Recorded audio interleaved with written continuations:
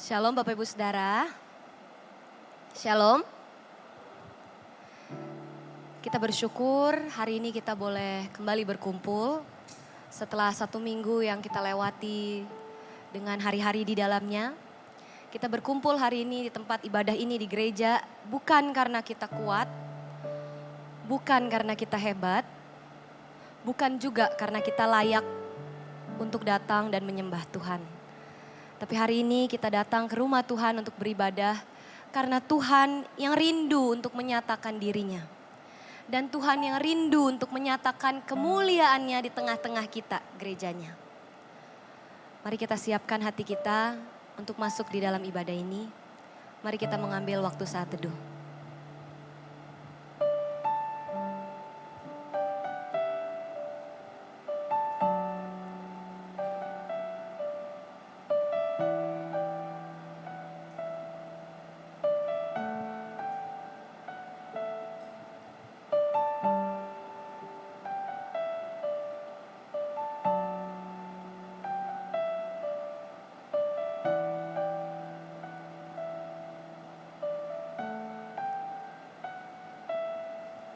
Amin.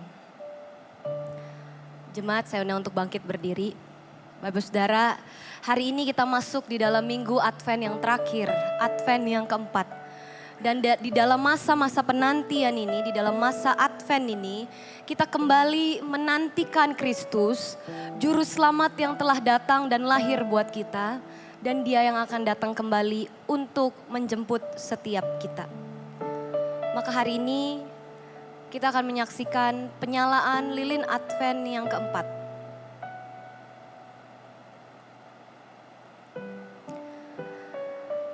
Terang lilin keempat ini dinyalakan sebagai tanda terang Kristus yang sudah datang ke dalam dunia. Dan Dia yang akan datang kedua kali untuk menjemput setiap kita yang percaya kepadanya. Maka hari ini kita mau meresponi panggilan beribadah dari Tuhan. Yohanes 3 ayat 16 dan 17 berkata, karena begitu besar kasih Allah akan dunia ini, sehingga Ia telah mengaruniakan anaknya yang tunggal, supaya setiap orang yang percaya kepadanya tidak binasa, melainkan beroleh hidup yang kekal. Sebab Allah mengutus anaknya ke dalam dunia, bukan untuk menghakimi dunia, melainkan untuk menyelamatkannya oleh Dia. Terpujilah Allah yang penuh kasih karunia, dan terpujilah Yesus, Sang Raja yang telah datang ke dalam dunia, menjadi pembebas, Mesias, Juru Selamat buat engkau dan saya yang lemah dan terbatas ini. Mari kita menobatkan Dia, Raja segala Raja, Juru Selamat yang lahir bagi kita.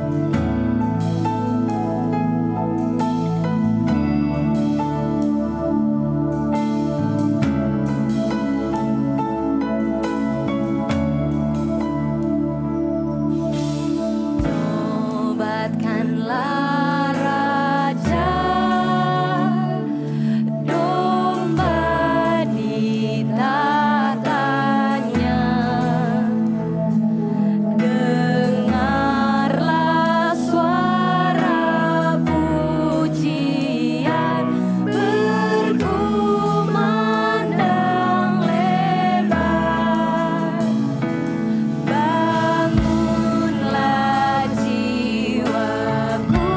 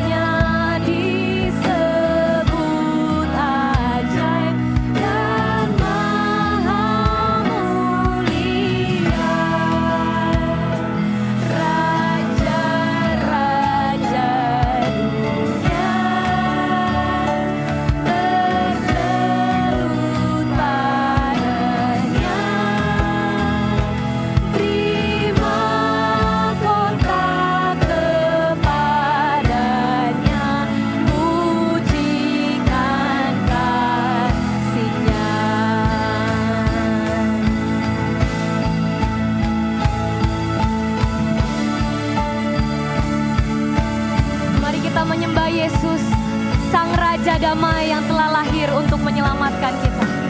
Nobatkanlah Raja, Raja segala raja. Dialah Sang Maha Pencipta, bertahta di sorga. Puji Dia menebus yang mati bagiku. Puji dan memuliakannya selama-lamanya. Puji dan memuliakannya selama-lamanya. Mari satukan hati kita berdoa. Terpujilah Engkau ya Allah, Tuhan alam semesta, yang bertakhta di surga dan di kehidupan setiap kami. Terpujilah Engkau ya Allah, yang karena kasih karunia-Nya yang besar, merelakan anak-Mu yang tunggal untuk menjadi penebus, penyelamat yang mati menggantikan kami.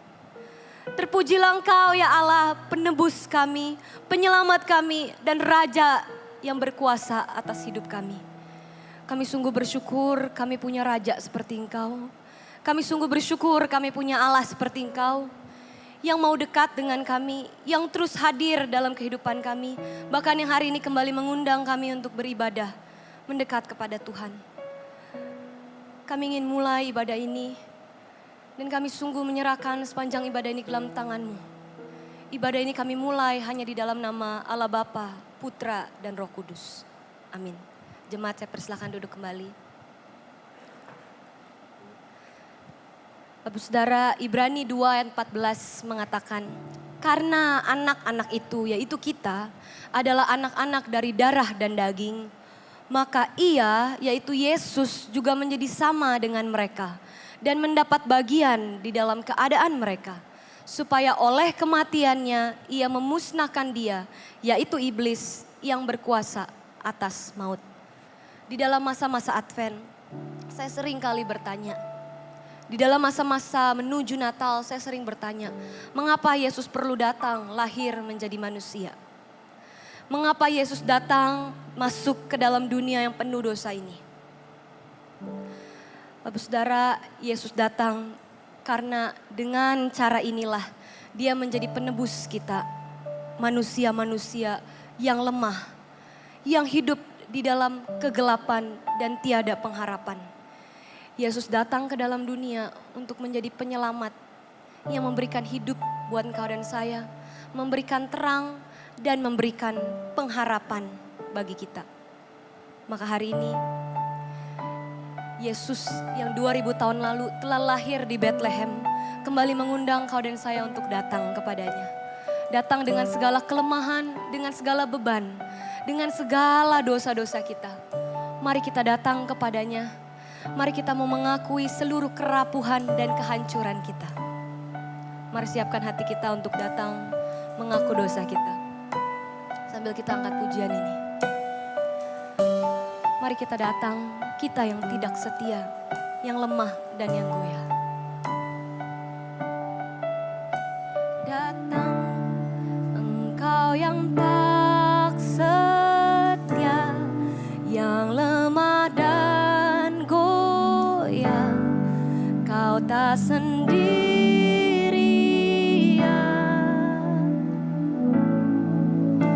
Datang yang lelah menanti, berdoa tak henti, lihat yang Dia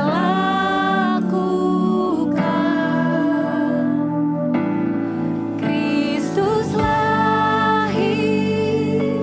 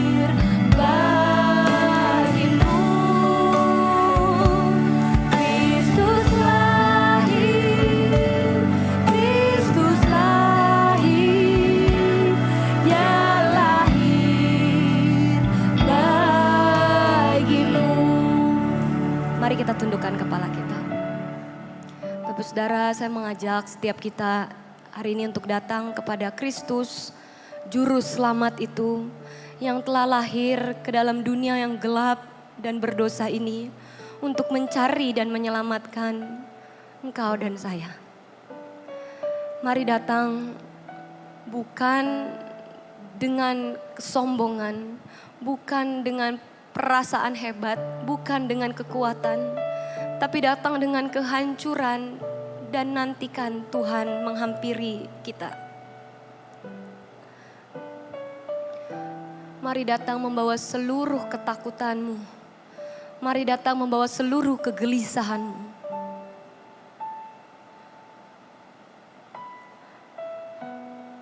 Dan mari datang membawa seluruh dosa kita kepada Kristus yang telah lahir dan sekarang menantikan kita untuk datang dan mengalami kasih-Nya.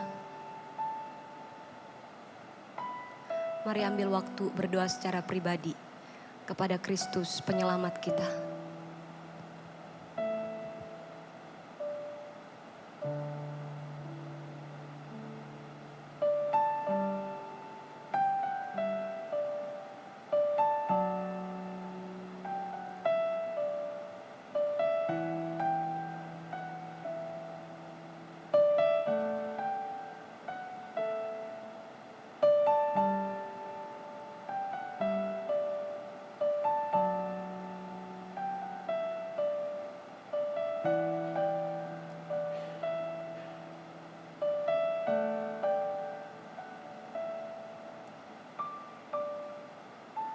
Tuhan Yesus, ini kami datang sebagai orang-orang yang begitu lemah, begitu goyah, dan sebagai orang-orang yang sangat sering hidup tidak setia di hadapan Tuhan.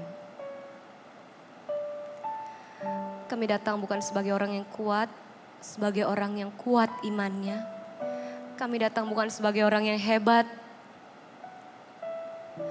Kami datang sebagai orang-orang yang lemah dan menantikan Tuhan menghampiri kami.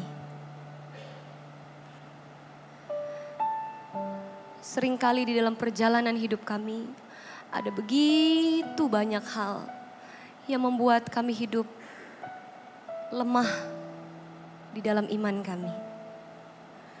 Ada begitu banyak hal yang menarik kami jauh dari Tuhan. Sehingga membuat kami hidup di dalam ketakutan, khawatir dan gelisah. Kamilah orang-orang yang seharusnya hidup selama-lamanya di dalam kegelapan dan kebinasaan itu. Tapi terpujilah Tuhan yang menilik melihat setiap kami. Sehingga Engkau korbankan dirimu datang ke dalam dunia untuk mencari kami dan menyelamatkan kami. Tuhan, dalam kehidupan kami sering kali kami merasa sulit merasakan damai, sulit merasakan sukacita. Karena kami mencari damai dan sukacita itu di tempat yang salah. Karena kami hidup begitu jauh daripada Engkau. Saat ini kami kembali datang kepadamu. Kami ingin mengalami kasih-Mu. Sang damai yang sejati yang telah datang lahir ke dalam dunia. Dan rindu untuk lahir dan tinggal juga di hati kami. Ampunilah segala kelemahan kami. Ampunilah segala pelanggaran dan dosa kami. Ampunilah segala ketidaksetiaan kami kepadamu Engkau ya Yesus. Ampunilah kami yang ragu-ragu. Ampunilah kami yang penuh ketakutan. Ampunilah kami yang begitu mengandalkan diri kami sendiri dan melupakan Engkau. Terima kasih karena Engkau mau mati buat kami ketika kami berdosa. Terima kasih karena Engkau mengorbankan dirimu buat kami yang lemah dan tidak setia ini. Maka hari ini kami ingin menaikkan syukur kami atas pengorbanan Tuhan. Kami ingin menaikkan penyembahan kami atas Engkau sang domba yang telah disembelih untuk menggantikan kami dan memberikan damai yang sejati itu buat kami. Kami ingin memberikan hati kami kepadamu ya Tuhan. Terimalah pujian dan penyembahan kami. Jemaat saya undang untuk bangkit berdiri. Mari kita menyembah Sang Domba yang telah menyelamatkan kita dengan menggantikan posisi kita.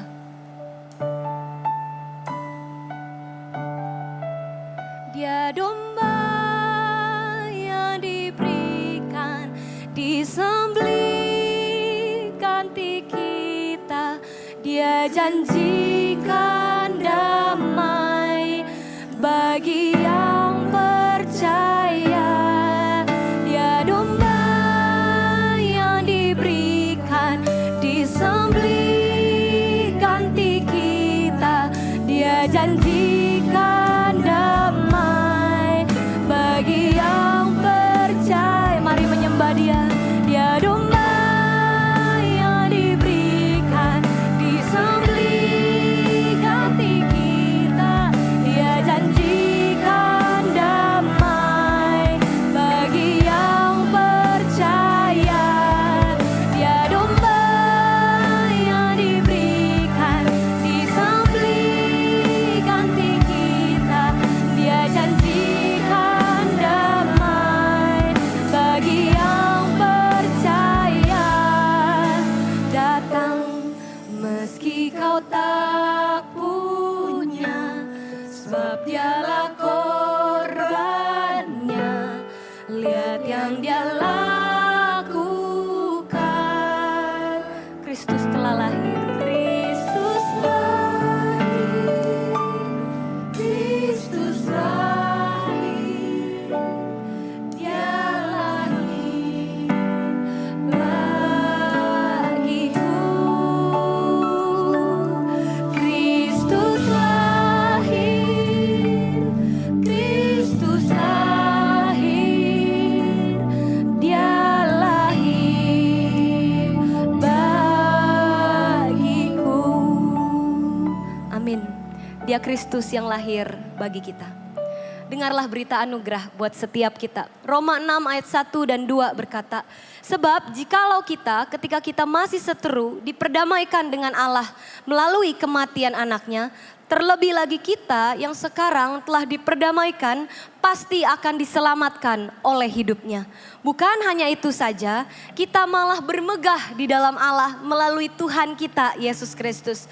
Sebab melalui Dia kita sekarang telah menerima pendamaian itu. Bapak Ibu Saudara, mari kita bermegah di dalam Allah yang telah begitu mengasihi dan menyelamatkan kita. Mari kita bermegah, bersukacita dan bersorak bagi Raja kita.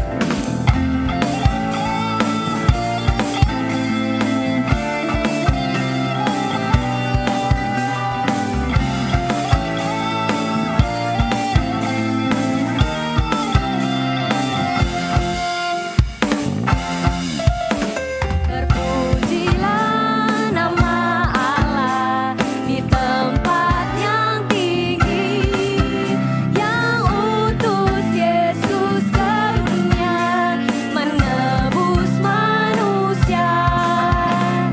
Puji namanya, puji namanya, puji muliakan namanya. Puji namanya, puji namanya, puji muliakan namanya.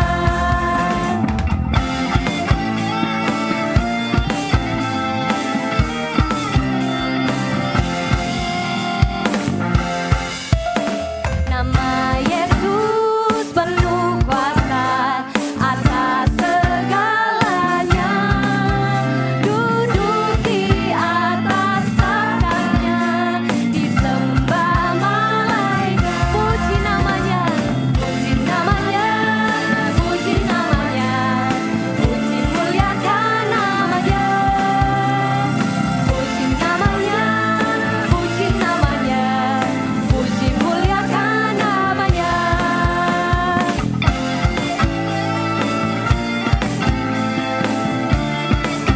Mari kita memuji Yesus, Sang Raja Damai. Puji namanya, puji namanya, puji muliakan namanya. Nama Yesus sangat ajaib. Dialah Raja Damai yang memerintah segala bangsa sampai selamanya.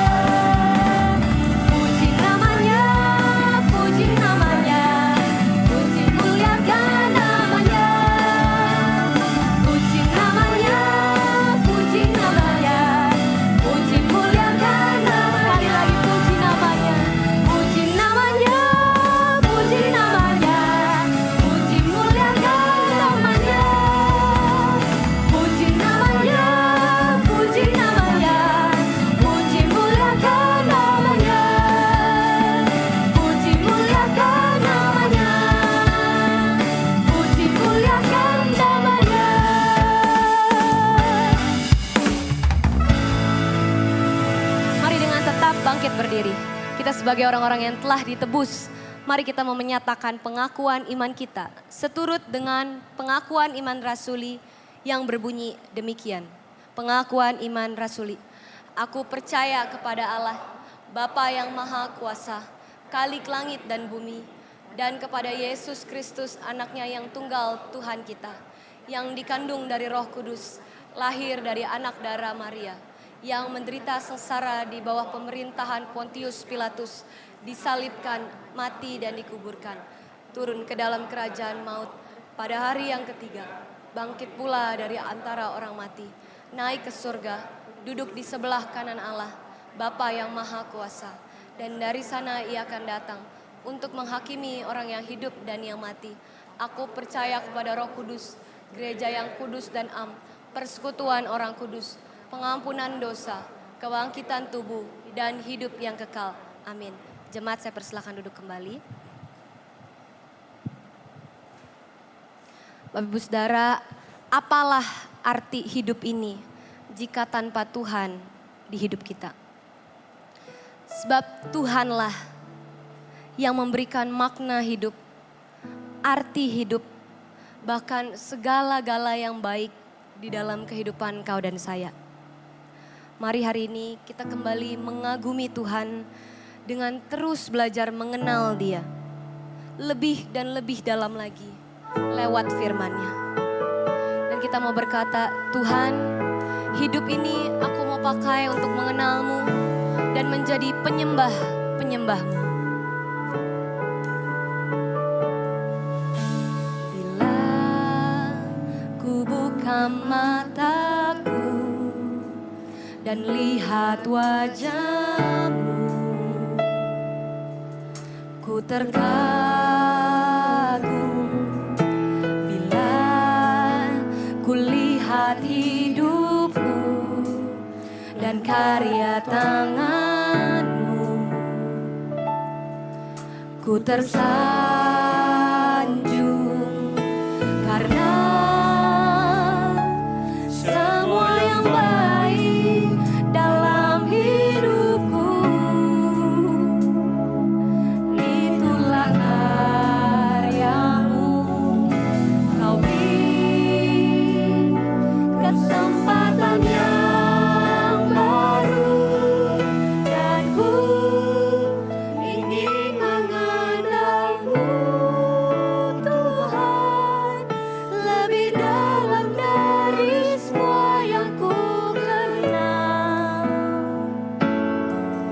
Tiada kasih yang melebihi-Mu, ku ada untuk menjadi penyembah-Mu.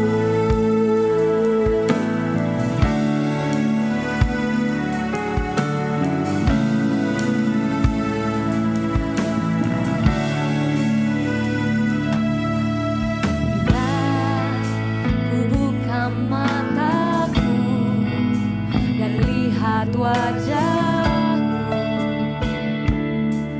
ku terkagum.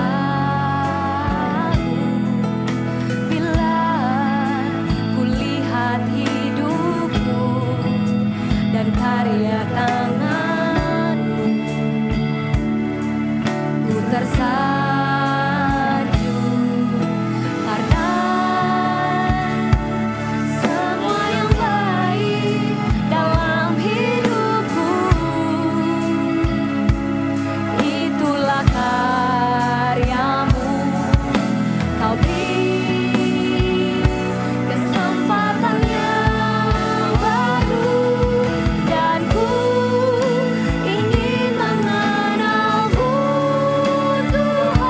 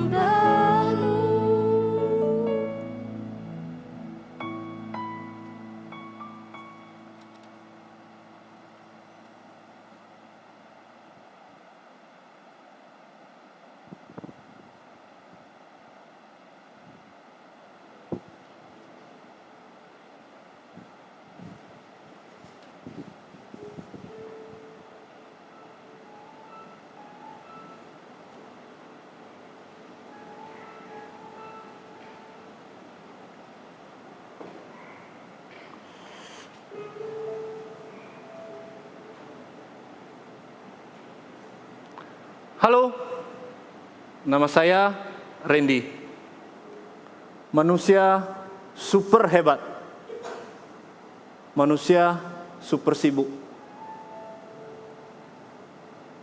Pekerjaan gampang. Meeting 3 kali sehari. It's okay. Pelayanan. Saya pelayanan di mana-mana.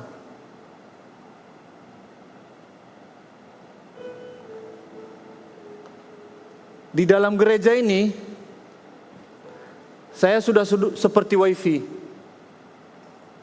Semua orang membutuhkan saya. Tanpa saya, orang tidak bisa berbuat apa-apa.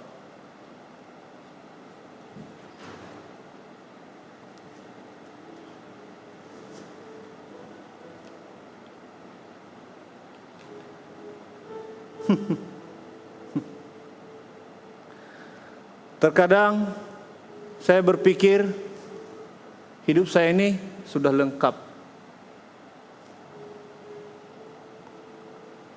Saya pintar. Saya rajin. Saya terkenal, bro. Kurang apa lagi dalam hidup saya ini?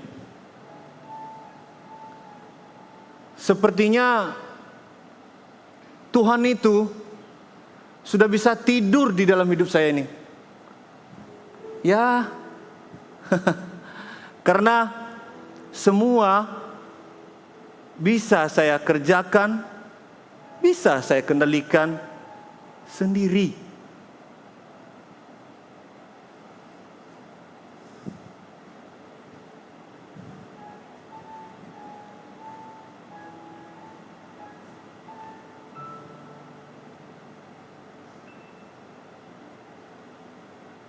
Namun baru-baru ini saya sepertinya kosong.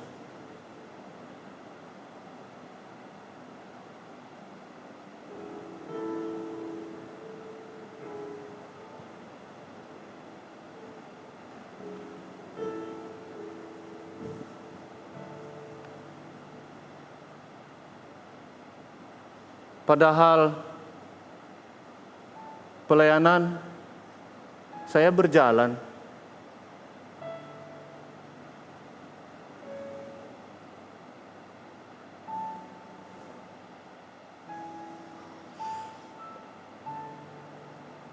Saya mudah marah. Saya gampang capek. Saya mudah cemberut sama orang. Tidak ada sukacita.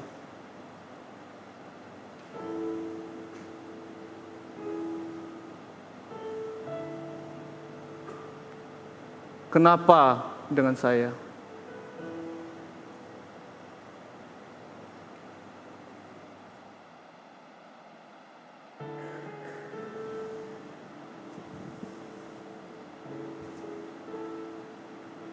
Jangan-jangan pelayanan selama ini yang saya lakukan semua sia-sia.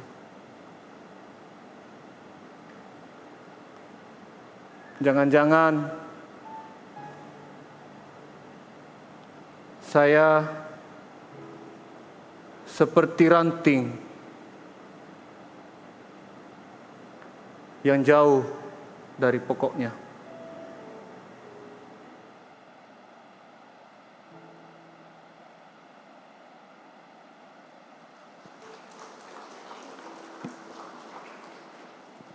Mari kita berdoa. Tuhan, ketika kami mengikut Engkau, terkadang kami sibuk dengan melakukan berbagai hal. Bahkan di dalam pelayanan ada begitu banyak yang kami kerjakan. Tapi pada akhirnya kadang-kadang kami tidak merasakan damai dan sukacita. Terkadang hati kami masih kosong, hidup kami masih hampa. Tuhan, kami rindu untuk boleh terus mengalami Engkau dalam hidup kami. Sehingga ketika kami melayani Engkau, ketika kami hidup mengikut Engkau, kami boleh terus merasakan damai itu. Dan kami boleh terus mengalami Engkau yang hidup di dalam kami. Dan kami mau mendengarkan firman-Mu hari ini. Dan biarlah melalui pembacaan dan perenungan firman-Mu, Engkau sekali lagi berbicara kepada setiap kami. Supaya ketika kami mendengar firman-Mu dan kami menghidupi firman-Mu, kami boleh hidup seperti yang Tuhan kehendaki. Kami serahkan ke dalam tangan-Mu waktu pemberitaan firman ini. Biarlah Tuhan sekali lagi berbicara kepada setiap kami. Sebab kami siap mendengarkan Engkau. Dalam nama Tuhan Yesus kami berdoa dan mengucap syukur. Amin. Selamat siang Bapak Ibu Saudara. Salam. Sekali lagi salam.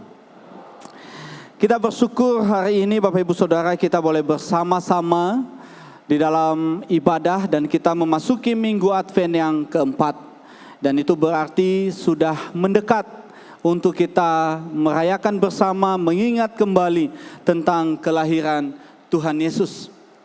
Dan hari ini Bapak Ibu Saudara kita akan melanjutkan pembahasan kita tentang perkataan Tuhan Yesus yang mengklaim dirinya tentang akulah. Dan hari ini kita akan masuk di dalam perkataan Tuhan Yesus yang ketujuh tentang dirinya.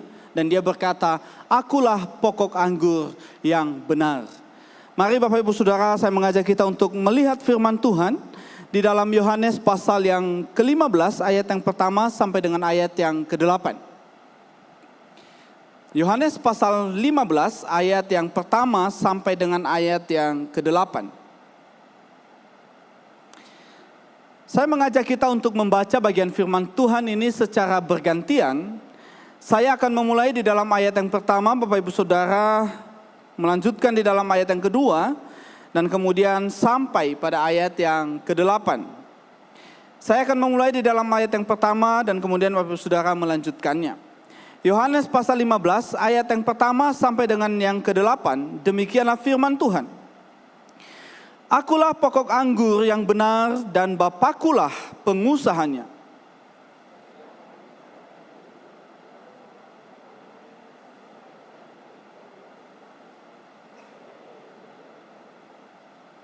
Kamu memang sudah bersih karena firman yang telah kukatakan kepadamu.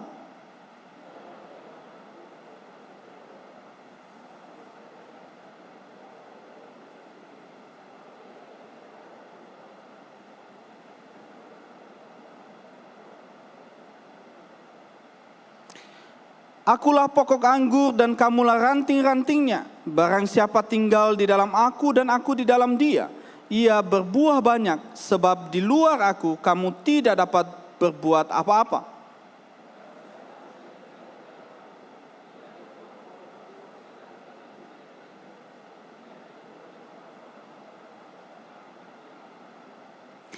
Jikalau kamu tinggal di dalam aku dan firmanku tinggal di dalam kamu, mintalah apa saja yang kamu kehendaki dan kamu akan menerimanya.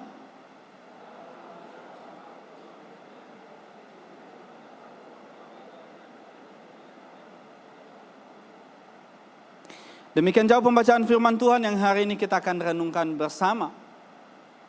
Bapak Ibu dan Saudara, perkataan tentang akulah itu ada 7 kali Yesus mengatakannya. Dan tentu kita sudah bersama-sama membahas perkataan yang pertama sampai dengan perkataan yang ke-6. Dan hari ini Bapak Ibu Saudara kita akan bersama-sama melihat tentang perkataan yang ke-7. Yaitu akulah pokok anggur yang benar.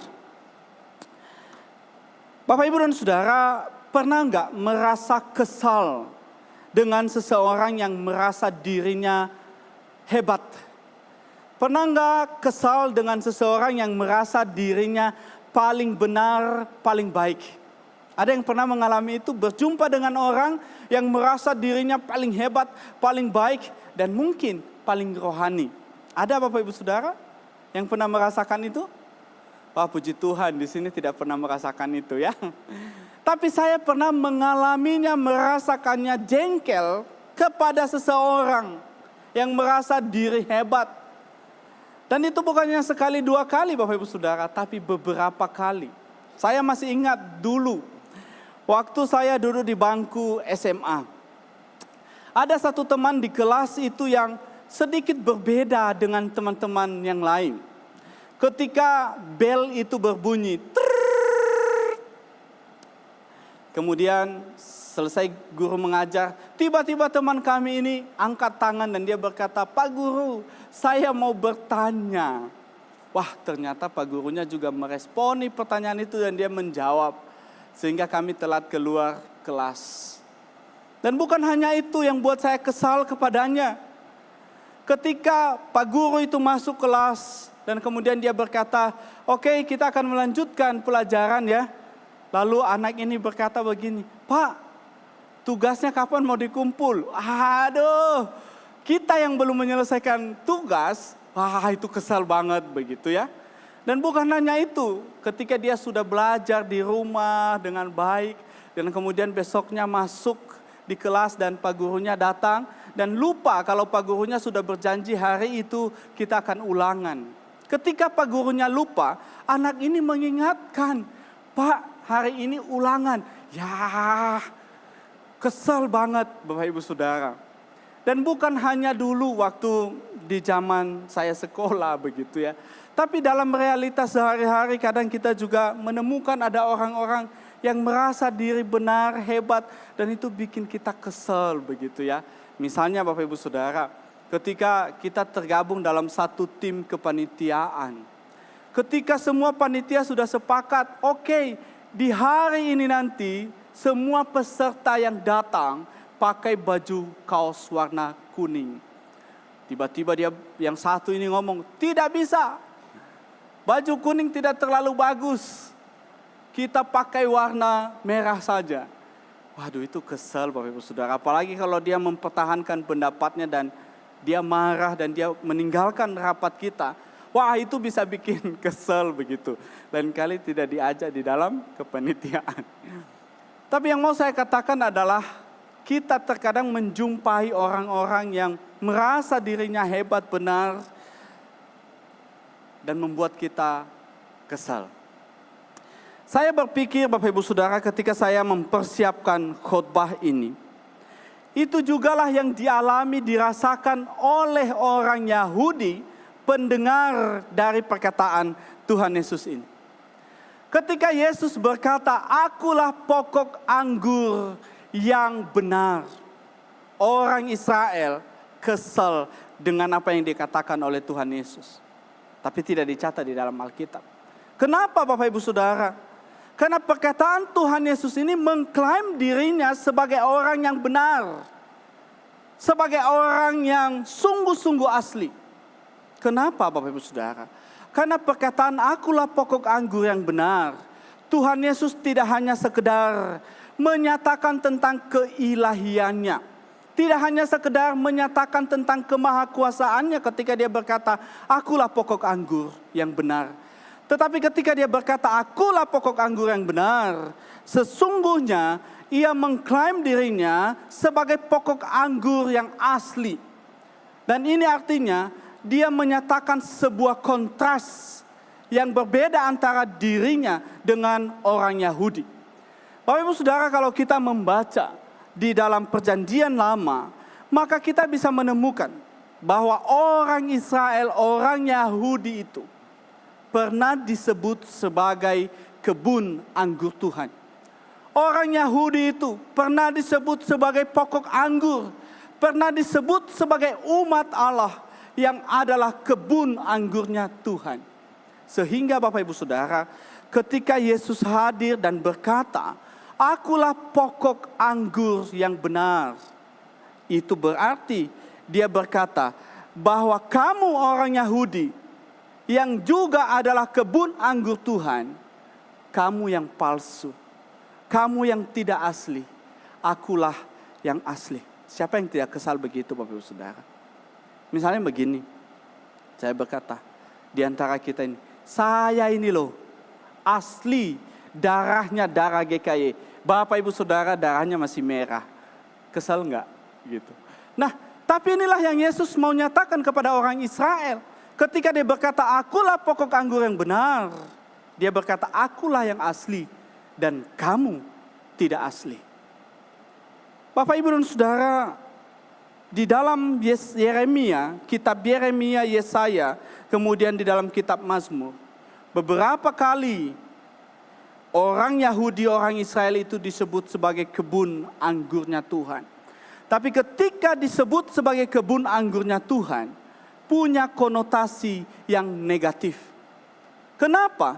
Karena ketika Tuhan berkata kepada orang Israel, kamu adalah kebun anggurku, Tuhan tidak sedang memuji orang Israel, tetapi dia sedang menyatakan kekecewaannya kepada orang Israel. Kenapa? Karena orang Israel jatuh bangun di dalam dosa.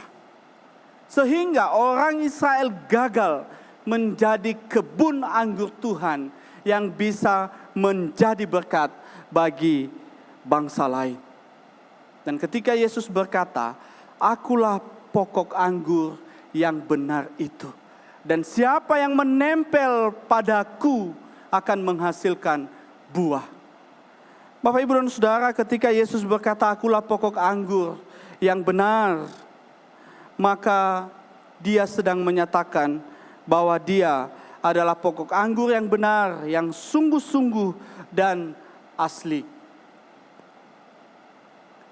Enggak kelihatan di belakang itu, Bapak Ibu Saudara.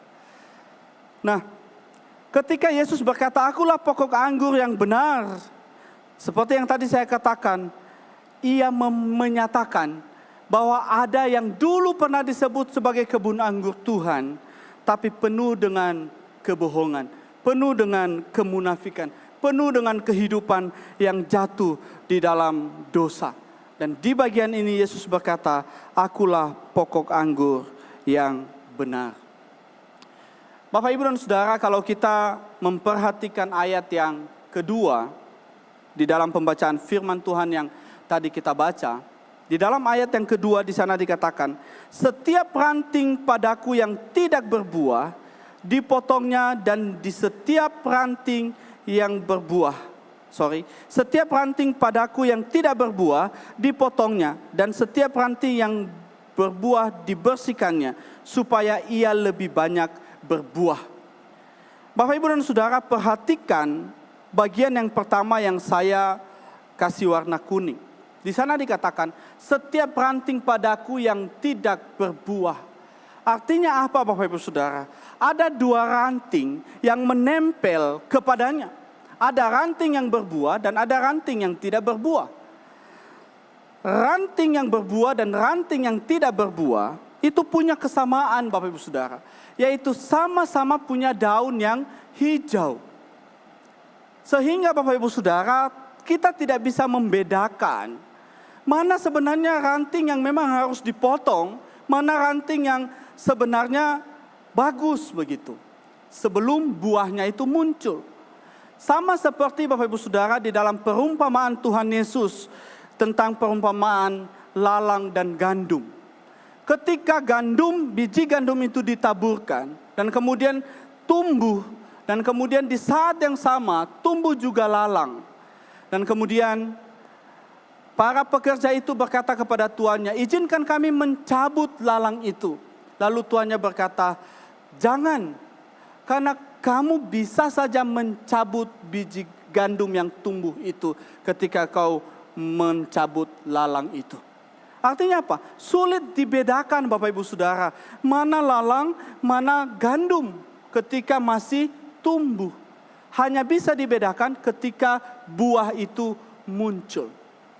Bapak, Ibu dan Saudara, ini menjadi gambaran dalam kehidupan kita sebagai orang Kristen di zaman ini.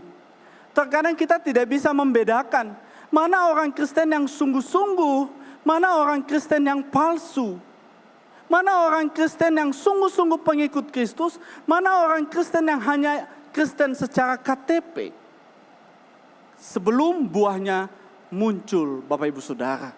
Kenapa? Karena manusia mudah sekali memanipulasi. Manusia mudah sekali memakai topeng. Manusia mudah sekali bersikap munafik. Sehingga Bapak Ibu Saudara, Di tempat yang satu dia terlihat rohani, tapi sesungguhnya dia tidak sedang menempel pada Kristus itu. Seperti drama singkat yang kita lihat tadi Bapak Ibu Saudara. Begitu banyak pelayanan yang dia kerjakan. Bahkan dikatakan di dalam gereja dia seperti wifi yang dibutuhkan oleh banyak orang. Tapi pada akhirnya dia bertanya, jangan-jangan saya adalah ranting yang tidak menempel pada pokok anggur itu. Oleh sebab itu Bapak Ibu Saudara, mari kita bertanya pada diri kita sebagai orang Kristen. Apakah saya ini adalah ranting yang sejati, ranting yang benar, atau saya ranting yang palsu, yang pada akhirnya nanti saya tidak menghasilkan buah sama sekali. Bapak Ibu dan Saudara, berbuah itu adalah hal yang penting yang Tuhan nyatakan di dalam bagian ini. Tuhan tidak hanya berkata, mari percaya kepadaku sebagai Tuhan dan Juru Selamat. Tidak Bapak Ibu Saudara. Tetapi Yesus berkata, berbuahlah. Kenapa harus berbuah Bapak Ibu Saudara? Di dalam ayat yang ke-8 di sana dikatakan, justru dengan buah itulah kita akan terlihat sebagai murid-murid Kristus. Jadi ciri khas kita menjadi murid Kristus itu adalah buah. Kalau buah itu tidak terlihat dalam hidup kita, jangan-jangan kita belum sungguh-sungguh menjadi murid Kristus. Kita ranting yang nanti akan dipotong. Bapak Ibu dan Saudara, kita tahu bahwa apa yang Yesus katakan di bagian ini menjadi hal yang penting untuk kita pikirkan bersama. Bahwa mengikut Kristus bukan hanya sekedar percaya, tapi mengikut Kristus bicara tentang buah.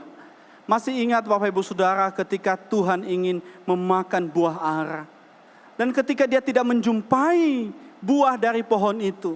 Lalu apa yang dikatakan oleh Yesus? Terkutuklah engkau. Lalu pohon itu mati Bapak Ibu Saudara. Padahal sesungguhnya kita bisa berkata, loh kenapa Tuhan mengutuk pohon itu?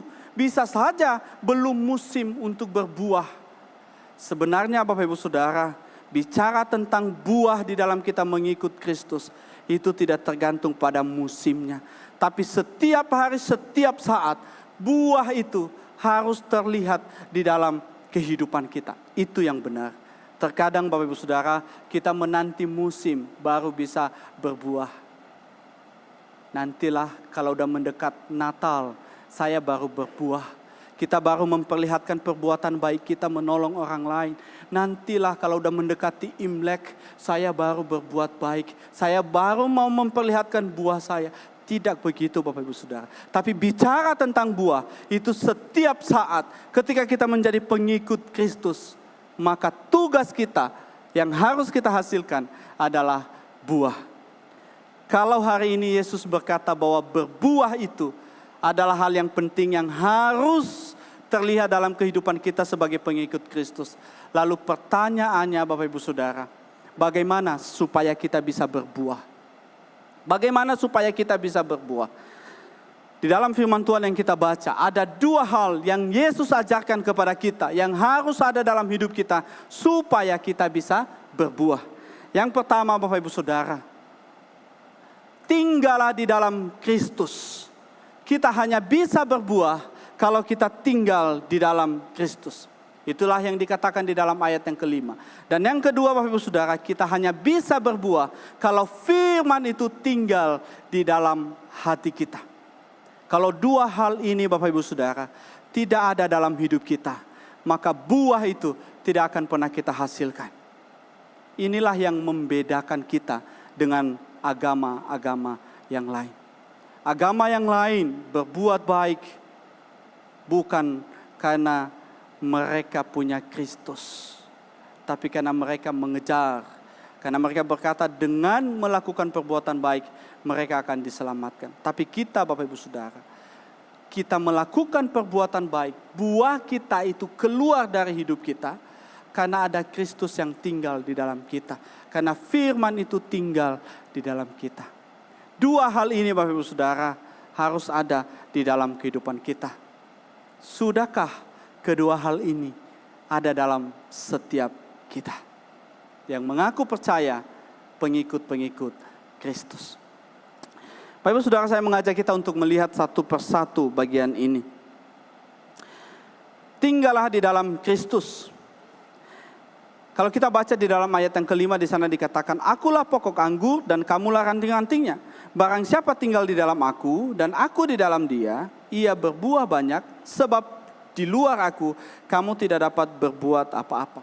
Jadi jelas Bapak Ibu Saudara, Yesus berkata, kamu hanya bisa berbuah kalau kamu tinggal di dalam aku. Kalau kamu tidak tinggal di dalam aku, maka sudah pasti kamu tidak akan menghasilkan buah. Kalau kamu menghasilkan buah, itu bukan buah yang saya harapkan. Pertanyaannya Bapak Ibu Saudara, apa artinya tinggal di dalam Kristus? Ya.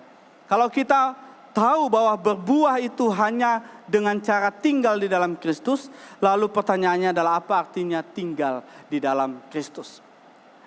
Tinggal di dalam Kristus atau in Christ itu hanya kita bisa mengerti ketika kita melihat kristologinya Paulus atau teologinya Paulus tentang Kristus.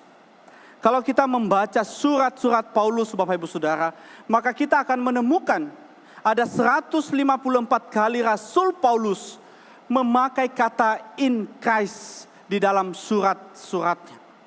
Jadi Paulus melihat bahwa tinggal di dalam Kristus adalah sesuatu yang penting yang harus dimiliki oleh orang percaya. Kalau kita memahami surat-surat Paulus Bapak Ibu Saudara, maka kita bisa mengerti bahwa ketika Paulus berkata bahwa tinggal di dalam Kristus atau in Christ itu, maka sesungguhnya Paulus itu sedang menyatakan kepada kita bahwa di dunia ini ada dua kepemimpinan. Yang pertama adalah kepemimpinan Adam dan yang kedua adalah kepemimpinan Kristus. Setiap orang yang ada di dalam Adam adalah orang-orang yang sudah jatuh di dalam dosa. Keturunan Adam adalah keturunan yang sudah jatuh di dalam dosa dan itulah yang dinyatakan oleh Alkitab. Dan kemudian pemimpin yang kedua adalah Kristus. Dan Alkitab mengatakan bahwa orang yang ada di dalam Kristus adalah orang yang diberikan hidup. Orang yang diberikan kehidupan.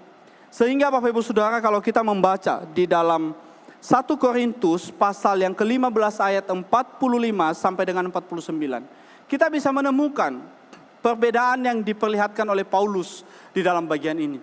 Dia berkata bahwa Adam itu adalah makhluk hidup alamiah, berasal dari debu tanah dan bersifat jasmani.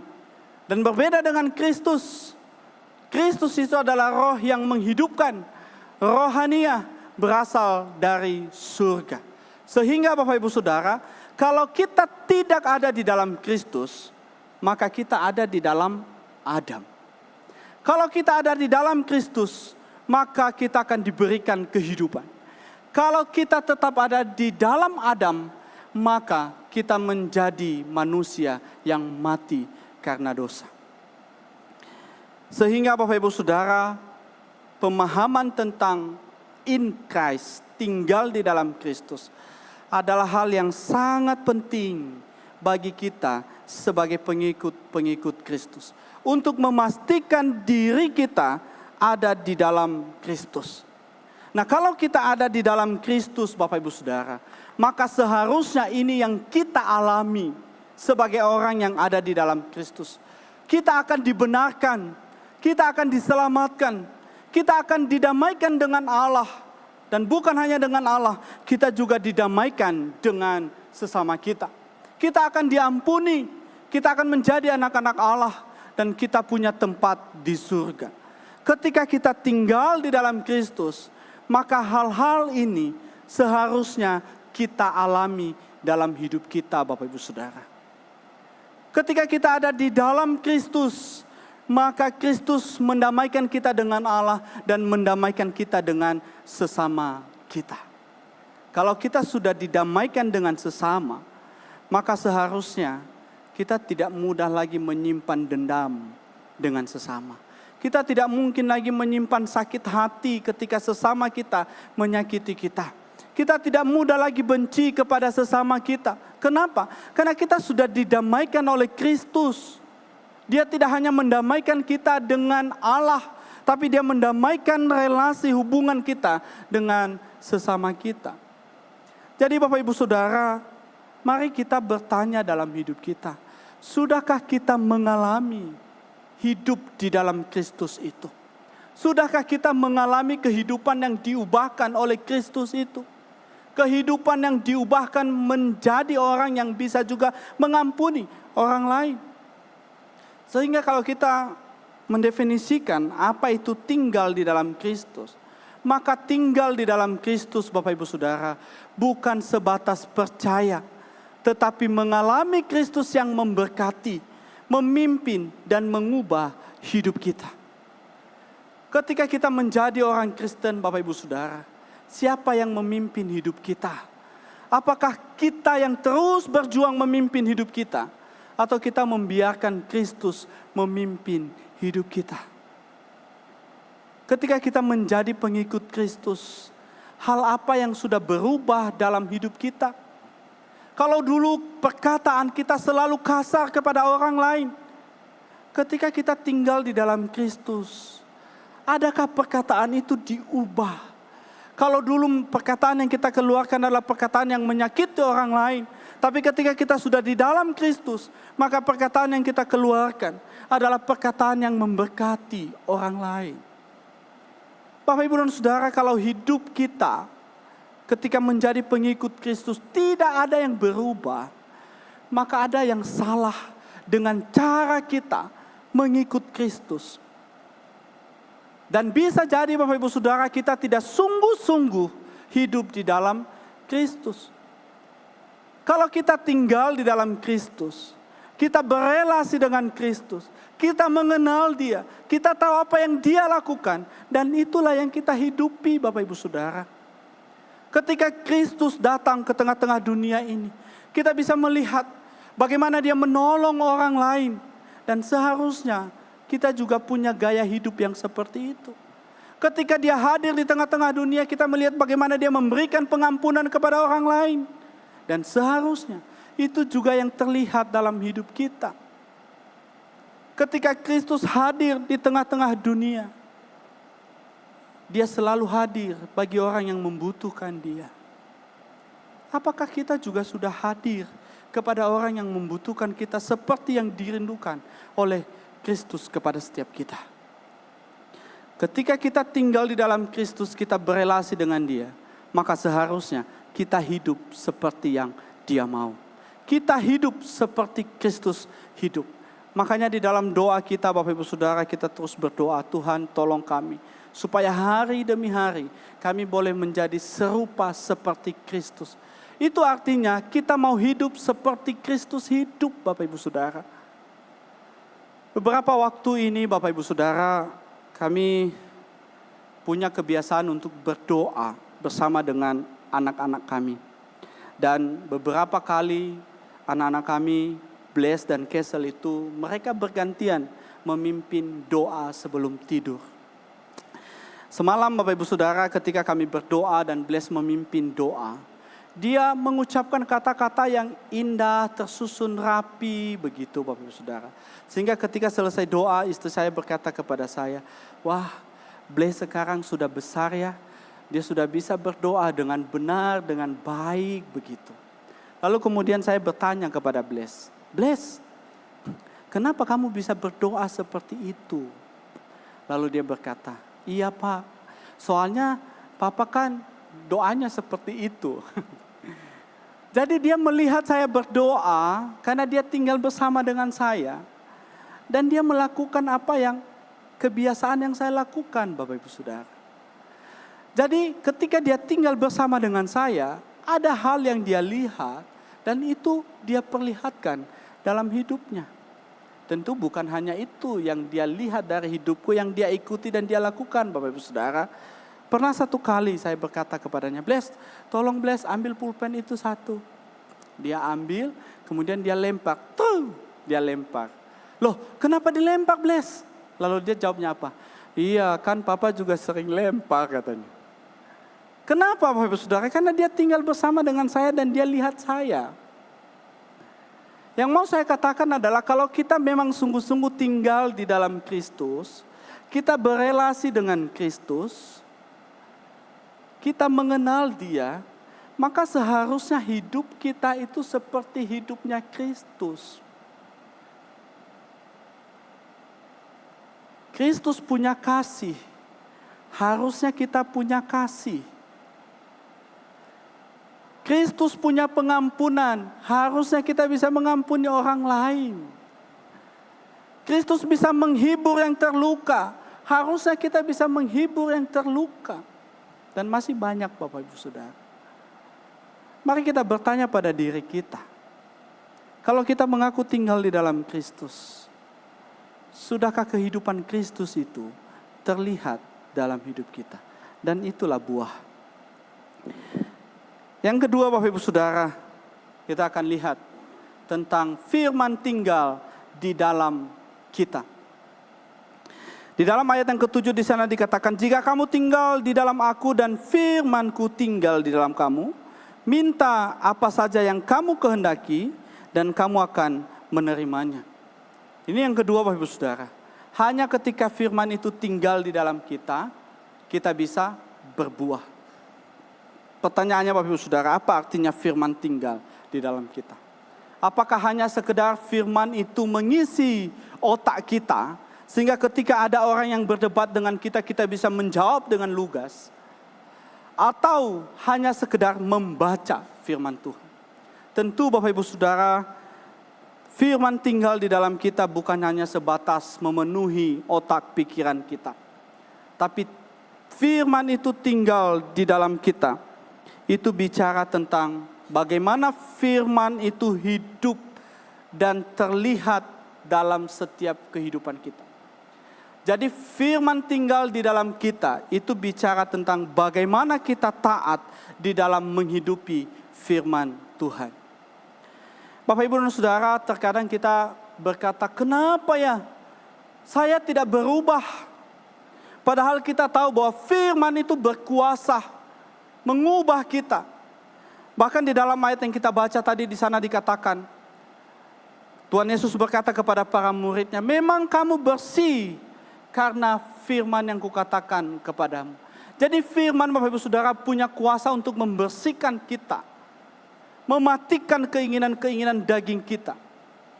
Tapi pertanyaannya, bagaimana mungkin firman itu bisa mengubah kita kalau kita tidak pernah punya pergaulan dengan firman itu, bergaul dengan firman itu? Bagaimana mungkin firman itu kita bisa hidupi kalau kita tidak terus-menerus menyentuh firman Tuhan? Contoh, jangankan menghidupi, membaca firman Tuhan saja jarang. Bapak Ibu Saudara, mengikut Kristus sekali lagi bukan hanya sekedar percaya, tapi bicara tentang berbuah. Kalau kita mau hidup kita berbuah, maka mari isi hidup kita dengan firman Tuhan. Supaya setiap kata-kata yang kita keluarkan, isinya adalah kebenaran. Sehingga ketika kita memikirkan sesuatu, maka pikiran kita dipenuhi dengan kebenaran. Ketika hati kita disakiti, hati kita dipenuhi dengan firman yang berlimpah pengampunan. Bapak Ibu dan Saudara, mari pada kesempatan ini kita bertanya pada diri kita masing-masing. Sudahkah firman itu tinggal di dalam kita? Sudahkah firman itu kita hidupi di dalam kehidupan setiap hari? Di dalam kita mengambil keputusan, maka keputusan kita itu sesuai dengan firman Tuhan. Ketika kita berkata-kata, maka kata-kata kita itu adalah kata-kata yang dipenuhi dengan kebenaran. Ketika kita merancang sesuatu, sudahkah rancangan itu seperti yang Tuhan inginkan kita rancang? Bapak, Ibu, dan Saudara, firman Tuhan hari ini mengingatkan kita dua hal. Kalau kita mau berbuah, maka kita hanya bisa berbuah ketika Kristus itu tinggal di dalam kita dan kita di dalam Kristus. Dan kita hanya bisa berbuah kalau firman itu tinggal di dalam kita. Pertanyaannya bagi kita untuk kita renungkan bersama adalah, sudahkah engkau dan saya sungguh-sungguh tinggal di dalam Kristus? Sudahkah engkau dan saya sungguh-sungguh menghidupi firman itu? Karena yang Tuhan Yesus kehendaki dalam hidup kita bukan hanya sekedar percaya, tapi buah itu harus terlihat dalam hidup kita setiap hari. Biarlah kiranya firman Tuhan ini, Bapak Ibu Saudara, boleh menolong kita untuk terus hidup seperti yang Tuhan kehendaki. Sehingga selama kita ada di dunia ini, kita hidup dengan buah yang dari Kristus. Mari kita menundukkan kepala kita, kita berdoa. Tuhan Yesus, terima kasih untuk hari ini, untuk firman Tuhan yang menegur dan mengingatkan kami, supaya kami boleh terus berbuah.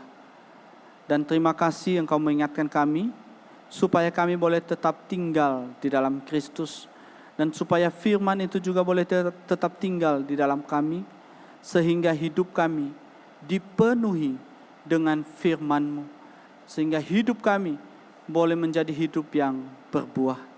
Ampuni kami Tuhan, jika selama ini kami hidup sebagai orang Kristen yang tidak peduli dengan buah. Bahkan kami tidak rindu hidup kami berbuah. Kami tidak rindu hidup kami diubahkan. Tapi hari ini Engkau berbicara kepada kami dan menegur kami, mengingatkan kami supaya kami berbuah. Terima kasih Tuhan, terima kasih. Dalam nama Tuhan Yesus kami berdoa dan mengucap syukur. Amin.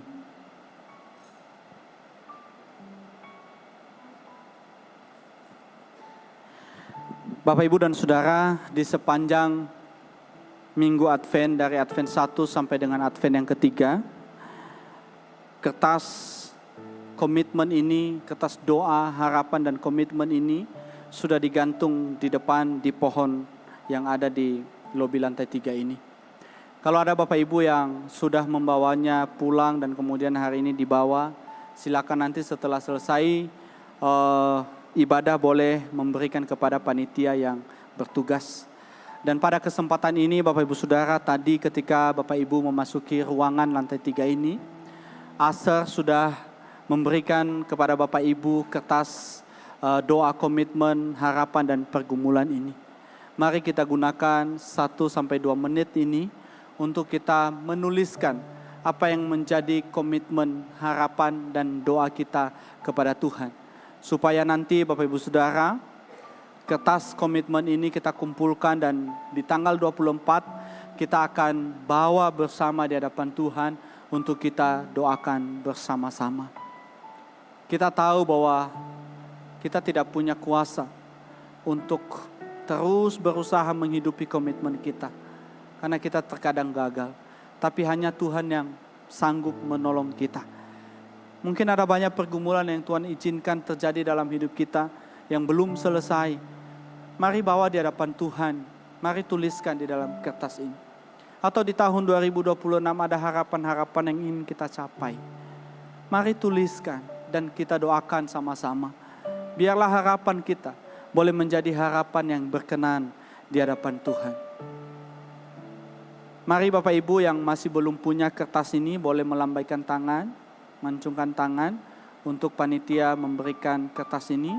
Atau yang belum punya pulpen atau pensil warna, boleh angkat tangan supaya panitia boleh melayani Bapak Ibu.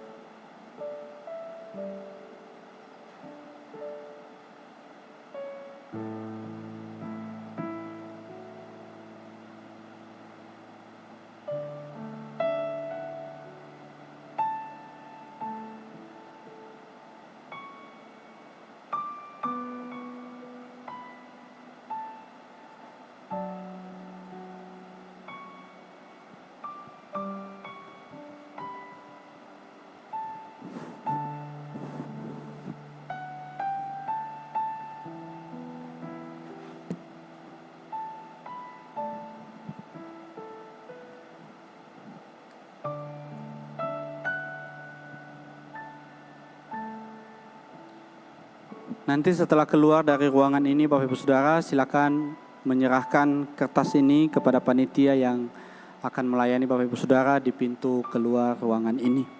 Kalau sudah selesai, kita akan melanjutkan ibadah kita. Tuhan Yesus memberkati setiap kita.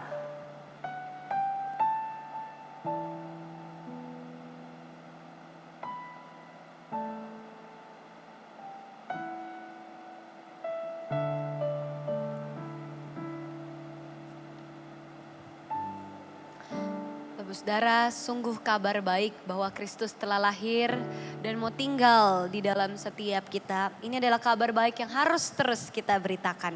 Agar lebih banyak orang yang percaya diselamatkan dan hidup bersama-sama dengan Kristus di dalam kekekalan.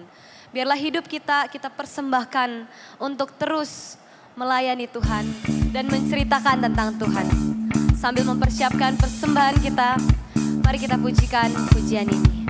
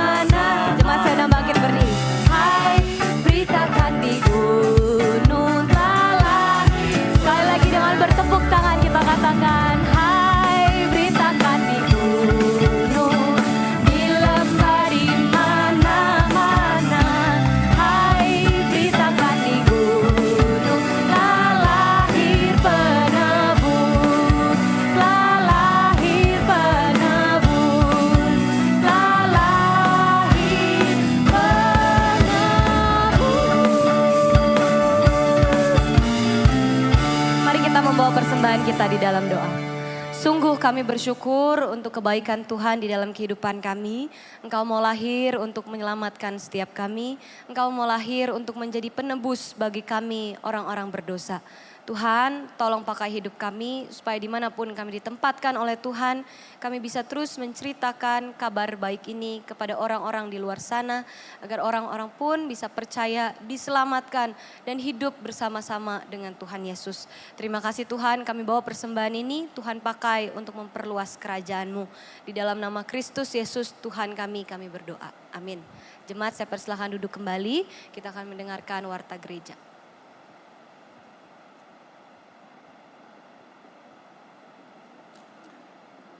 Sekali lagi salam Bapak Ibu Saudara. Ya, kita bersyukur kita boleh bisa bersama-sama beribadah hari ini. Dan terima kasih untuk rekan-rekan yang sudah melayani hari ini. Biarlah setiap pelayanan kita boleh menjadi hormat kemuliaan bagi nama Tuhan.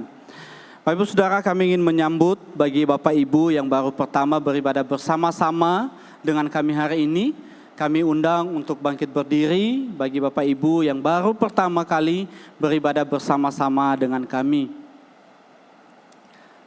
Puji Tuhan, selamat datang Ibu Muileng. Biarlah ibadah GKI Pontianak boleh terus menjadi berkat bagi Ibu. Dan kalau belum punya tempat ibadah yang menetap, kami undang untuk boleh bersama-sama kami di dalam ibadah-ibadah di minggu-minggu yang akan datang. Tuhan Yesus memberkati. Bapak Ibu Saudara, ada beberapa hal yang akan kita perhatikan bersama. Nanti di tanggal 24 Desember di jam 7 malam, kita akan bersama-sama mengadakan ibadah malam Natal. Dan firman Tuhan akan disampaikan oleh Pendeta Irwan Hidayat. Dan kemudian di tanggal 25, kita akan beribadah bersama di tempat ini di jam 10 pagi. Kita akan bersama-sama merayakan kelahiran Tuhan Yesus. Dan firman Tuhan juga akan disampaikan oleh Pendeta Irwan Hidayat. Bapak Ibu Saudara, berkaitan dengan ibadah malam Natal dan Natal, panitia sudah menyediakan undangan untuk kita bawa pulang, untuk kita berikan kepada teman kita, sahabat kita yang kita rindu untuk bisa bersama-sama beribadah dengan kita di tanggal 24 atau di tanggal 25. Bagi Bapak Ibu yang memerlukan undangan Natal ini, nanti setelah selesai ibadah silakan mengambilnya di meja aser yang ada di depan. Dan yang kedua Bapak Ibu Saudara, berkaitan dengan ibadah Natal kita. Di ibadah Natal di tanggal 24 dan 25, kita akan mengedarkan 2 amplop. Yang pertama amplop biasa, persembahan biasa, dan yang kedua amplop persembahan Natal. Amplop persembahan Natal ini menjadi amplop syukur kita kepada Tuhan. Karena di sepanjang tahun 2025 ini Tuhan sudah menyertai kita, Tuhan sudah memberkati kita, dan begitu banyak kasih karunia yang kita alami di dalam kehidupan kita. Biarlah di ibadah Natal di tanggal 24 dan 25 kita bersama-sama memberikan persembahan syukur kita kepada Tuhan. Sekali lagi kami berharap kita bisa bersama-sama untuk beribadah di tanggal 24 dan 25. Dan mari kita ajak teman-teman kita, saudara-saudara kita untuk beribadah bersama-sama dengan kita. Dan kemudian Bapak Ibu Saudara, di tanggal 31 Desember kita akan mengadakan ibadah syukur tutup tahun di jam 7 malam di lantai 2. Kami mengundang untuk kita semua untuk boleh bersama-sama hadir dan kita akan bersama-sama menutup tahun 2025 sebelum kita memasuki tahun 2026. Mari kita ajak saudara kita, teman kita, dan pastikan setiap kita hadir di dalam ibadah syukur tutup tahun ini. Dan kemudian di tanggal 1 Januari di jam 10 pagi kita akan kembali beribadah di ruangan ini untuk boleh bersama-sama bersyukur karena Tuhan sudah memberikan kesempatan kepada kita untuk memasuki tahun yang baru. Dan biarlah kita boleh memulai tahun yang baru bersama dengan Tuhan. Dan firman Tuhan akan disampaikan oleh Guru Injil Hani di tanggal 1 Januari 2026. Dan hari ini Bapak Ibu Saudara, Pak Gembala tidak bersama-sama dengan kita karena Pak Gembala sedang pelayanan di GKI Siantan. Dan minggu lalu Pak Gembala tidak bersama-sama dengan kita karena dia pelayanan di ibadah Natal GKI Singkawang. Dan hari ini dia beribadah pelayanan di GKI Siantan. Kita doakan kiranya pelayanan Pak Gembala boleh terus menjadi berkat bagi jemaat-jemaat yang dilayani. Dan kita akan mengakhiri ibadah kita. Saya mengajak kita semua untuk bangkit berdiri bersama. Dan kita akan membaca secara bertanggapan untuk firman Tuhan yang mengutus kita di dalam kehidupan kita setiap hari. Tetapi orang yang menanti-nantikan Tuhan mendapat kekuatan baru. Mereka seumpama Raja Wali yang terbang dengan kekuatan sayapnya. Mereka berlari dan tidak menjadi lesu. mereka berjalan dan tidak menjadi lelah. Sama-sama nantikanlah Tuhan, kuatkanlah dan teguhkanlah hatimu. Nantikanlah Tuhan. Doksologi. Puji Allah Bapa Putra, puji Allah Roh Kudus, ketiganya yang esa. Pohon selamat sumber berkat. Amin.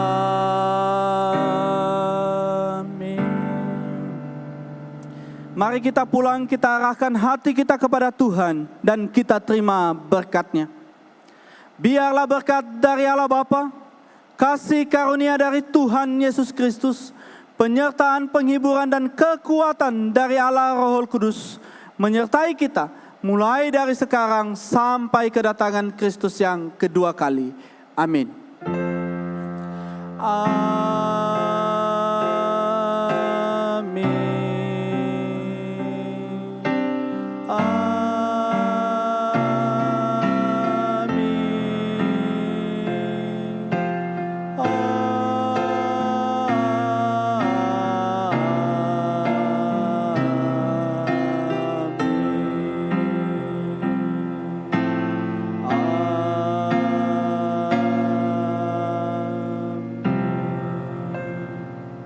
Silakan duduk Bapak Ibu Saudara, silakan mengambil waktu teduh. Ibadah kita selesai, Tuhan Yesus memberkati setiap kita.